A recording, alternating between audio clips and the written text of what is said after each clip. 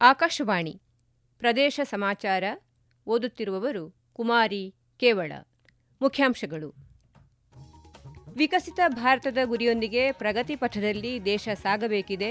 ಮನ್ ಕಿ ಬಾತ್ನಲ್ಲಿ ಪ್ರಧಾನಿ ನರೇಂದ್ರ ಮೋದಿ. ಧರ್ಮಸ್ಥಳ ಪ್ರಕರಣ ಎನ್ಐಎ ತನಿಖೆಗೆ ಜೆಡಿಎಸ್ ಆಗ್ರಹ. ದಸರಾ ಉದ್ಘಾಟನೆ ವಿಷಯದಲ್ಲಿ ರಾಜಕೀಯ ಬೇಡ, ಮುಖ್ಯಮಂತ್ರಿ ಸಿದ್ದರಾಮಯ್ಯ. ಗರಿಷ್ಠ ಮಟ್ಟಕ್ಕೆ ತಲುಪಿದ ಸೂಪಾ ಅಣೆಕಟ್ಟು, ನದಿ ಪಾತ್ರದ ನಿವಾಸಿಗಳ ಸ್ಥಳಾಂತರಕ್ಕೆ ಜಿಲ್ಲಾಡಳಿತ ಮನವಿ. Vocal for local, Atmanirbhar Bharat ಮತ್ತು ವಿಕಸಿತ ಭಾರತದ ಗುರಿಯನ್ನು ಮುಂದಿಟ್ಟುಕೊಂಡು ಭಾರತ ಪ್ರಗತಿ ಪಥದಲ್ಲಿ ಸಾಗಬೇಕು ಎಂದು ಪ್ರಧಾನಿ ನರೇಂದ್ರ ಮೋದಿ ಹೇಳಿದ್ದಾರೆ. ಆಕಾಶವಾಣಿಯ ಜನಪ್ರಿಯ ಮನ್ ಕಿ ಬಾತ್ ಕಾರ್ಯಕ್ರಮದ 125ನೇ ಆವೃತ್ತಿಯಲ್ಲಿ ಸಮಸ್ತ ಭಾರತೀಯರನ್ನು ಉದ್ದೇಶಿಸಿ ಮಾತನಾಡಿದ ಅವರು, ಯುಪಿಎಸ್ಸಿ ದೇಶದ ಅತ್ಯಂತ ಕಠಿಣ ಪರೀಕ್ಷೆಗಳಲ್ಲಿ ಒಂದೆನಿಸಿರುವ ನಾಗರಿಕ ಸೇವೆಗಳ ಪರೀಕ್ಷೆಗಳನ್ನು ನಡೆಸುತ್ತದೆ. ನಾವೆಲ್ಲರೂ ನಾಗರಿಕ ಸೇವೆಗಳಲ್ಲಿ ಅಗ್ರಸ್ಥಾನ ಪಡೆದವರ ಪ್ರೇರಣಾದಾಯಕ ಮಾತುಗಳನ್ನು ಹಲವು ಬಾರಿ ಆಲಿಸಿದ್ದೇವೆ ಎಂದರು. ಈ ಯುವಜನರು ಕಠಿಣ ಪರಿಸ್ಥಿತಿಗಳಲ್ಲಿ ವಿದ್ಯಾಭ್ಯಾಸ ಮಾಡಿದ ನಂತರ ತಮ್ಮ ಪರಿಶ್ರಮದಿಂದ ಈ ಸೇವೆಗಳಲ್ಲಿ ಸ್ಥಾನ ಪಡೆದುಕೊಳ್ಳುತ್ತಾರೆ. ಆದರೆ ಯುಪಿಎಸ್ಸಿನ ಪರೀಕ್ಷೆಗಳ ಬಗ್ಗೆ ಮತ್ತೊಂದು ಸತ್ಯವೂ ಇದೆ. ಇಂತಹ ಸಾವಿರಾರು ಅಭ್ಯರ್ಥಿಗಳಿರುತ್ತಾರೆ. ಅವರಲ್ಲಿ ಸಾಕಷ್ಟು ಸಾಮರ್ಥ್ಯವೂ ಇರುತ್ತದೆ. ಅವರ ಪರಿಶ್ರಮ ಬೇರೆಯವರದಕ್ಕಿಂತ ಕಡಿಮೆಯೇನೂ ಇರುವುದಿಲ್ಲ. ಆದರೆ ಅವರು ಸ್ವಲ್ಪ ಮಾತ್ರ ಅಂತರದಿಂದಾಗಿ ಅಂತಿಮ ಪಟ್ಟಿಯನ್ನು ತಲುಪಲು ಸಾಧ್ಯವಾಗುವುದಿಲ್ಲ ಎಂದು ಹೇಳಿದರು. ಈ ಅಭ್ಯರ್ಥಿಗಳು ಮತ್ತೊಂದು ಪರೀಕ್ಷೆಗಾಗಿ ಹೊಸದಾಗಿ ಸಿದ್ಧತೆ ನಡೆಸಬೇಕಾಗುತ್ತದೆ. ಇದರಲ್ಲಿ ಅವರ ಸಮಯ ಮತ್ತು ಹಣ ಎರಡೂ ವೆಚ್ಚವಾಗುತ್ತದೆ. ಆದ್ದರಿಂದ ಈಗಿನಿಂದ ಇಂತಹ ಪ್ರತಿಭಾನ್ವಿತ ವಿದ್ಯಾರ್ಥಿಗಳಿಗಾಗಿ ಒಂದು ಡಿಜಿಟಲ್ ವೇದಿಕೆ ರಚಿಸಲಾಗಿದ್ದು, ಇದರ ಹೆಸರು ಪ್ರತಿಭಾ ಸೇತು ಎಂಬುದಾಗಿದೆ ಎಂದು ಹೇಳಿದರು. ಪ್ರತಿಭಾ ಸೇತು ವೇದಿಕೆಯಲ್ಲಿ ಯುಪಿಎಸ್ಸಿಯ ಬೇರೆ ಬೇರೆ ಪರೀಕ್ಷೆಗಳ ಎಲ್ಲಾ ಹಂತಗಳಲ್ಲೂ ಉತ್ತೀರ್ಣರಾಗಿದ್ದು, ಅಂತಿಮ ಮೆರಿಟ್ ಪಟ್ಟಿಯಲ್ಲಿ ಸ್ಥಾನ ಗಳಿಸಲು ಸಾಧ್ಯವಾಗದಿದ್ದ ಇಂತಹ ಅಭ್ಯರ್ಥಿಗಳ ದತ್ತಾಂಶವನ್ನು ಉಳಿಸಿಕೊಳ್ಳಲಾಗುತ್ತದೆ. ಈ ಪೋರ್ಟಲ್ನಲ್ಲಿ 10,000ಕ್ಕೂ ಅಧಿಕ ಪ್ರತಿಭಾವಂತ ಯುವಜನತೆಯ ದತ್ತಾಂಶ ಬ್ಯಾಂಕ್ ಒಳಗೊಂಡಿದೆ ಎಂದರು. ಈ ಪೋರ್ಟಲ್ನಿಂದ ಖಾಸಗಿ ಕಂಪನಿಗಳು ಇಂತಹ ಪ್ರತಿಭಾವಂತ ವಿದ್ಯಾರ್ಥಿಗಳ ಮಾಹಿತಿ ಪಡೆದುಕೊಂಡು ಅವರನ್ನು ತಮ್ಮ ಸಂಸ್ಥೆಗಳಲ್ಲಿ ನೇಮಕ ಮಾಡಿಕೊಳ್ಳಬಹುದಾಗಿದೆ. ಈ ಪ್ರಯತ್ನದ ಫಲಿತಾಂಶ ಕೂಡ ಬರಲಾರಂಭಿಸಿದೆ. ನೂರಾರು ಅಭ್ಯರ್ಥಿಗಳಿಗೆ ಈ ಪೋರ್ಟಲ್ನ ನೆರವಿನಿಂದ ತ್ವರಿತವಾಗಿ ಉದ್ಯೋಗ ದೊರೆತಿದೆ ಮತ್ತು ಅಲ್ಪ ಅಂತರದಿಂದ ಅಂತಿಮ ಪಟ್ಟಿಯಲ್ಲಿ ಹೆಸರು ಪಡೆಯಲು ಸಾಧ್ಯವಾಗದಿದ್ದವರು ಈಗ ಹೊಸ ಆತ್ಮವಿಶ್ವಾಸದಿಂದ ಮುಂದೆ ಸಾಗುತ್ತಿದ್ದಾರೆ ಎಂದು ಪ್ರಧಾನಿ ಮೋದಿ ಹೇಳಿದರು. ಇಂದು ಇಡೀ ಜಗತ್ತಿನ ಗಮನ ಭಾರತದತ್ತ ಕೇಂದ್ರೀಕೃತವಾಗಿದೆ. ಭಾರತದಲ್ಲಿ ಅಡಗಿರುವ ಸಾಮರ್ಥ್ಯವನ್ನು ಜಗತ್ತು ಕಾಣುತ್ತಿದೆ. ಇತ್ತೀಚಿನ ದಿನಗಳಲ್ಲಿ ಪಾಡ್ಕಾಸ್ಟ್ ಬಹಳ ಫ್ಯಾಷನ್ ಆಗಿದೆ ಎಂಬುದು ನಿಮಗೆಲ್ಲ ತಿಳಿದಿದೆ. ಇತ್ತೀಚಿನ ದಿನಗಳಲ್ಲಿ ಕೆಲವು ಪಾಡ್ಕಾಸ್ಟ್ನಲ್ಲಿ ಪಾಲ್ಗೊಂಡಿದ್ದೆ. ಅಂತಹದ್ದೇ ಒಂದು ಪಾಡ್ಕಾಸ್ಟ್ ವಿಶ್ವದಲ್ಲಿ ಅತ್ಯಂತ ಪ್ರಸಿದ್ಧವಾದ ಪಾಡ್ಕಾಸ್ಟರ್ ಲೆಕ್ಸ್ ಫ್ರಿಡ್ಮನ್ ಅವರೊಂದಿಗಿತ್ತು.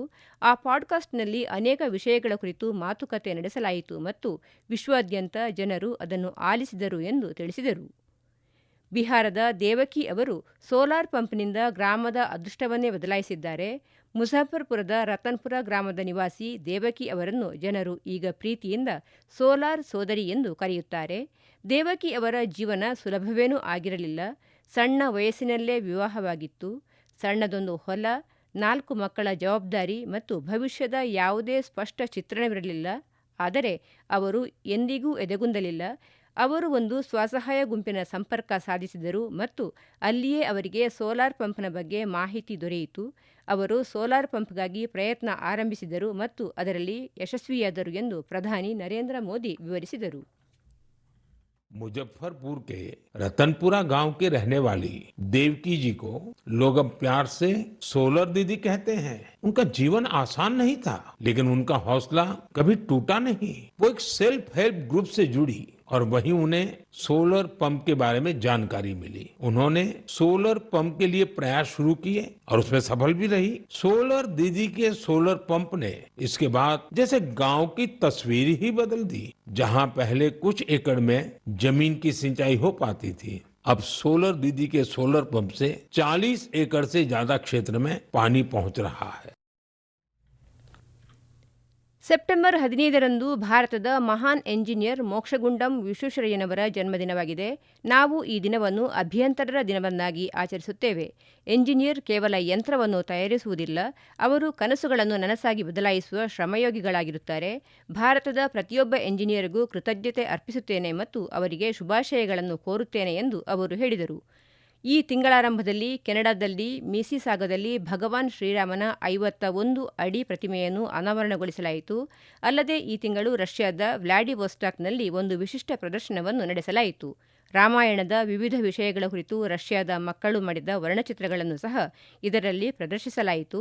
ಇಲ್ಲಿ ಸ್ಪರ್ಧೆಯನ್ನು ಸಹ ಆಯೋಜಿಸಲಾಗಿತ್ತು. ಪ್ರಪಂಚದ ವಿವಿಧ ಭಾಗಗಳಲ್ಲಿ ಭಾರತೀಯ ಸಂಸ್ಕೃತಿಯ ಬಗ್ಗೆ ಹೆಚ್ಚುತ್ತಿರುವ ಅರಿವು ಮತ್ತು ಪ್ರೀತಿಯನ್ನು ನೋಡಿ ನಿಜಕ್ಕೂ ಬಹಳ ಸಂತೋಷವಾಗುತ್ತದೆ ಎಂದು ಪ್ರಧಾನಿ ನರೇಂದ್ರ ಮೋದಿ ಹೇಳಿದರು. ಪ್ರದೇಶ ಸಮಾಚಾರ ಕೇಳುತ್ತಿದ್ದೀರಿ. ನಿಮ್ಮ ಅನುಕೂಲಕರ ಸಮಯದಲ್ಲಿ ಆಕಾಶವಾಣಿ ಸುದ್ದಿಗಳನ್ನು ಆಲಿಸಲು ನಮ್ಮ ಯೂಟ್ಯೂಬ್ ಚಾನೆಲ್ ಆಕಾಶವಾಣಿ ನ್ಯೂಸ್ ಕನ್ನಡವನ್ನು ಸಬ್ಸ್ಕ್ರೈಬ್ ಮಾಡಿ. ನಮ್ಮೆಲ್ಲ ಕೇಳುಗರು ನಮ್ಮ ಫೇಸ್ಬುಕ್ ಖಾತೆ ಆಕಾಶವಾಣಿ ಆರ್ಎನ್ಯು ಬೆಂಗಳೂರು ಧಾರವಾಡ ಮತ್ತು ನಮ್ಮ ಟ್ವಿಟರ್ ಖಾತೆ @AIRnews_ಕನ್ನಡವನ್ನು ಅನುಸರಿಸಿ. ಪ್ರಾದೇಶಿಕ ಸುದ್ದಿ ವಿಭಾಗ ಬೆಂಗಳೂರು ಹಾಗೂ ಧಾರವಾಡದ ಎಲ್ಲಾ ಸುದ್ದಿ ಸಂಚಿಕೆಗಳು ನಮ್ಮ ಸಾಮಾಜಿಕ ಮಾಧ್ಯಮ ಖಾತೆಗಳಲ್ಲಿ ಲಭ್ಯವಿರುತ್ತವೆ.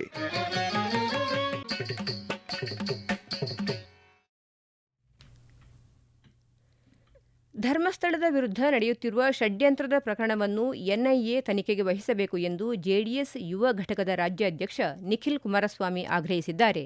ಜೆಡಿಎಸ್ ವತಿಯಿಂದ ಇಂದು ಹಾಸನದಿಂದ ಆರಂಭಗೊಂಡ ಸತ್ಯಯಾತ್ರೆಯಲ್ಲಿ ಭಾಗವಹಿಸಿ ಬಳಿಕ ಸುದ್ದಿಗಾರರೊಂದಿಗೆ ಮಾತನಾಡಿದ ಅವರು, ಧರ್ಮಸ್ಥಳ ದೇಶ ಹಾಗೂ ವಿದೇಶಗಳಲ್ಲಿ ಕೋಟ್ಯಂತರ ಭಕ್ತಾದಿಗಳನ್ನು ಹೊಂದಿರುವ ಪುಣ್ಯಕ್ಷೇತ್ರ.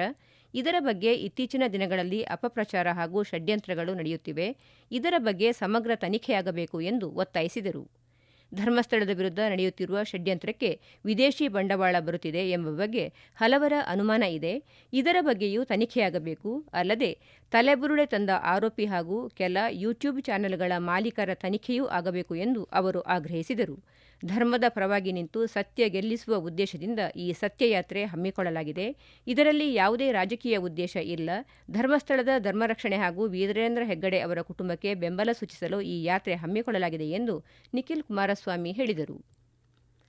ವಿಶ್ವವಿಖ್ಯಾತ ನಾಡಹಬ್ಬ ಮೈಸೂರು ದಸರಾ ಮಹೋತ್ಸವವನ್ನು ಸಾಂಸ್ಕೃತಿಕವಾಗಿ ಮಾಡಲಾಗುತ್ತಿದ್ದು, ಇದನ್ನು ಇಂಥವರೇ ಉದ್ಘಾಟನೆ ಮಾಡಬೇಕು ಎನ್ನುವುದೇನೂ ಇಲ್ಲ ಎಂದು ಮುಖ್ಯಮಂತ್ರಿ ಸಿದ್ದರಾಮಯ್ಯ ಹೇಳಿದ್ದಾರೆ. ಈ ಕುರಿತು ಮೈಸೂರಿನಲ್ಲಿಂದು ಸುದ್ದಿಗಾರರೊಂದಿಗೆ ಮಾತನಾಡಿದ ಅವರು, ದಸರಾ ಸಮಿತಿಯಲ್ಲಿ ನಾವು ಬೂಕರ್ ಪ್ರಶಸ್ತಿ ವಿಜೇತೆ ಬಾನು ಮುಷ್ತಾಕ್ ಅವರಿಂದ ಉದ್ಘಾಟಿಸಬೇಕೆಂದು ತೀರ್ಮಾನ ಮಾಡಿದ್ದೇವೆ. ಇದು ಎಲ್ಲರ ಹಬ್ಬವಾಗಿದೆ. ಮಹಾರಾಜರ ಕಾಲದಿಂದಲೂ ಹಬ್ಬ ನಡೆದುಕೊಂಡು ಬರುತ್ತಿದೆ. ಹೈದರಾಲಿ, ಟಿಪ್ಪು ಸುಲ್ತಾನ್ ಕಾಲದಲ್ಲೂ ದಸರಾ ನಡೆದಿದೆ. ವಿರೋಧ ಮಾಡುತ್ತಿರುವವರಿಗೆ ಇತಿಹಾಸ ಗೊತ್ತಿಲ್ಲ. ಬಿಜೆಪಿಯವರು ಜಾತ್ಯತೀತವಾಗಿ ಮಾತನಾಡುವುದಿಲ್ಲ ಎಂದರು. ಕನ್ನಡ ತಾಯಿ ಬಗ್ಗೆ ಬಾನು ಮುಷ್ತಾಕ್ ಹೇಳಿಕೆ ವೈರಲ್ ಆಗಿರುವ ವಿಚಾರಕ್ಕೆ ಸಂಬಂಧಿಸಿದಂತೆ ಮಾತನಾಡಿದ ಅವರು, ಅವರಿಗೆ ಕನ್ನಡದ ಬಗ್ಗೆ ಪ್ರೀತಿ ಇದೆ. ಅದಕ್ಕಾಗಿಯೇ ಪುಸ್ತಕಗಳನ್ನು ಕನ್ನಡದಲ್ಲಿ ಬರೆದಿದ್ದಾರೆ. ಬಿಜೆಪಿಗರು ಕುಂಟು ನೆಪ ಹುಡುಕುತ್ತಿದ್ದಾರೆ. ದಸರಾ ಉದ್ಘಾಟನೆ ವಿಷಯದಲ್ಲಿ ರಾಜಕೀಯ ಬೇಡ ಎಂದು ಮುಖ್ಯಮಂತ್ರಿ ಸಿದ್ದರಾಮಯ್ಯ ಹೇಳಿದರು. ಸೂಪಾ ಅಣೆಕಟ್ಟಿನ ಜಲಾನಯನ ಪ್ರದೇಶದಲ್ಲಿ ಸತತ ಮಳೆ ಹಿನ್ನೆಲೆಯಲ್ಲಿ ಜಲಾಶಯ ಗರಿಷ್ಠ ಮಟ್ಟ ತಲುಪಿದ್ದು, ಹೆಚ್ಚುವರಿ ನೀರನ್ನು ಯಾವುದೇ ಸಂದರ್ಭದಲ್ಲಿ ಹೊರಬಿಡಲಾಗುವುದು ಎಂದು ಕೆಪಿಸಿ ಅಧಿಕಾರಿಗಳು ಸೂಚನೆ ನೀಡಿದ್ದಾರೆ. ಜಲಾಶಯಕ್ಕೆ ಹೇರಳವಾಗಿ ನೀರು ಹರಿದು ಬರುತ್ತಿರುವುದರಿಂದ ಸೂಪಾ ಅಣೆಕಟ್ಟೆಯ ಜಲಾಶಯದ ನೀರಿನ ಮಟ್ಟವು ಸತತವಾಗಿ ಏರುತ್ತಿದೆ. ಸೂಪಾ ಜಲಾಶಯದ ಗರಿಷ್ಠ ಮಟ್ಟವು 564 ಮೀಟರ್ ಆಗಿದ್ದು, ಜಲಾಶಯದ ಇಂದಿನ ನೀರಿನ ಮಟ್ಟವು 558.87 ಮೀಟರ್ಗಳಾಗಿದೆ. ಜಲಾಶಯದ ಒಳಹರಿವು ಸುಮಾರು 21,261 ಕ್ಯೂಸೆಕ್ಸ್ ಆಗಿದ್ದು, ಇದೇ ರೀತಿಯಲ್ಲಿ ಜಲಾಶಯಕ್ಕೆ ನೀರಿನ ಒಳಹರಿವು ಮುಂದುವರೆದ ಪಕ್ಷದಲ್ಲಿ ಜಲಾಶಯದ ಗರಿಷ್ಠ ಮಟ್ಟ ತಲುಪುವ ಸಾಧ್ಯತೆ ಇರುತ್ತದೆ. ಆದ್ದರಿಂದ ಅಣೆಕಟ್ಟು ಸುರಕ್ಷತೆಯ ದೃಷ್ಟಿಯಿಂದ ಹೆಚ್ಚುವರಿಯಾದ ಜಲಾಶಯದ ನೀರನ್ನು ಯಾವುದೇ ಸಮಯದಲ್ಲಿ ಹೊರಬಿಡಲಾಗುವುದು. ಅಣೆಕಟ್ಟೆಯ ಕೆಳದಂಡೆಯಲ್ಲಿ ಹಾಗೂ ನದಿ ಪಾತ್ರದುದ್ದಕ್ಕೂ ವಾಸಿಸುತ್ತಿರುವ ಸಾರ್ವಜನಿಕರು ಜಾನುವಾರು ಇತ್ಯಾದಿಗಳೊಂದಿಗೆ ಸುರಕ್ಷಿತ ಪ್ರದೇಶಕ್ಕೆ ಸ್ಥಳಾಂತರಗೊಳ್ಳುವಂತೆ ಹಾಗೂ ಸೂಪಾ ಅಣೆಕಟ್ಟೆಯ ಕೆಳಭಾಗದ ನದಿ ಪಾತ್ರದಲ್ಲಿ ದೋಣಿ ಸಂಚಾರ, ಮೀನುಗಾರಿಕೆ ಮತ್ತು ಇತರೆ ಚಟುವಟಿಕೆಗಳನ್ನು ಮಳೆಗಾಲ ಮುಗಿಯುವವರೆಗೂ ನಡೆಸದಂತೆ ಕರ್ನಾಟಕ ವಿದ್ಯುತ್ ನಿಗಮ ನಿಯಮಿತಿ ಕಾರ್ಯನಿರ್ವಾಹಕ ಅಭಿಯಂತರರು ಮನವಿ ಮಾಡಿದ್ದಾರೆ. ಈಗ ಕೊನೆಯಲ್ಲಿ ಮತ್ತೊಮ್ಮೆ ಮುಖ್ಯಾಂಶಗಳು. ವಿಕಸಿತ ಭಾರತದ ಗುರಿಯೊಂದಿಗೆ ಪ್ರಗತಿ ಪಥದಲ್ಲಿ ದೇಶ ಸಾಗಬೇಕಿದೆ. ಮನ್ ಕಿ ಬಾತ್ನಲ್ಲಿ ಪ್ರಧಾನಿ ನರೇಂದ್ರ ಮೋದಿ. ಧರ್ಮಸ್ಥಳ ಪ್ರಕರಣ ಎನ್ಐಎ ತನಿಖೆಗೆ ಜೆಡಿಎಸ್ ಆಗ್ರಹ. ದಸರಾ ಉದ್ಘಾಟನೆ ವಿಷಯದಲ್ಲಿ ರಾಜಕೀಯ ಬೇಡ, ಮುಖ್ಯಮಂತ್ರಿ ಸಿದ್ದರಾಮಯ್ಯ. ಗರಿಷ್ಠ ಮಟ್ಟಕ್ಕೆ ತಲುಪಿದ ಸೂಪಾ ಅಣೆಕಟ್ಟು, ನದಿ ಪಾತ್ರದ ನಿವಾಸಿಗಳ ಸ್ಥಳಾಂತರಕ್ಕೆ ಜಿಲ್ಲಾಡಳಿತ ಮನವಿ. ಇಲ್ಲಿಗೆ ಪ್ರದೇಶ ಸಮಾಚಾರ ಮುಗಿಯಿತು. ನಮ್ಮ ಮುಂದಿನ ವಾರ್ತಾ ಪ್ರಸಾರ ಸಂಜೆ 6:40ಕ್ಕೆ.